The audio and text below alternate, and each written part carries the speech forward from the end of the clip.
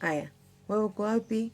Andika hapo. Uko mkoa gani? Andika hapo. Sikiliza hii, usiscroll, nipe sikio lako. Ni kwamba ni kitu gani kinasababisha mwanamke anapoanza mahusiano hususan ya ndoa anaacha ndoto zake zote?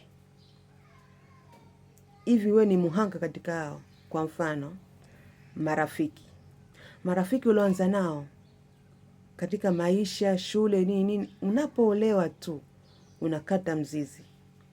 Lakini tofauti kwa mwanaume, wale marafiki zao walioanza nao anakuwa nao Bennett, mkono kwa mkono mpaka anapofika uzee. Unaweza kuniambia kwa sababu gani? Unaweza kuandika hapo chini kwenye comments.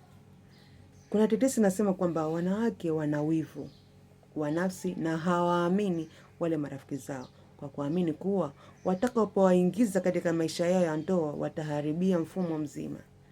Lakini my dear, jiulize, kwenye hiyo ndoa yako imekupa nini zaidi ya upweke? Wakati mwingine huna mtu wa kutalk to, experience ule ujana ambao uko nao, experience ule wanawake ambao uko nao, kama kutoka na marafiki, kuongea, kushauriana, kupanga mikakati ya hapa na pale. Unajikuta kwamba uko kwenye kifungo kikubwa kimejaa majonzi, unakuwa unamtumikia mwanaume kwa wakati mrefu, wakati yeye pia na marafiki wa kuenjoy nao. Anapopata shida anawaendea na pia ushauri. Je, changamoto kwako ni nini? Unaandika hapo kwenye comment.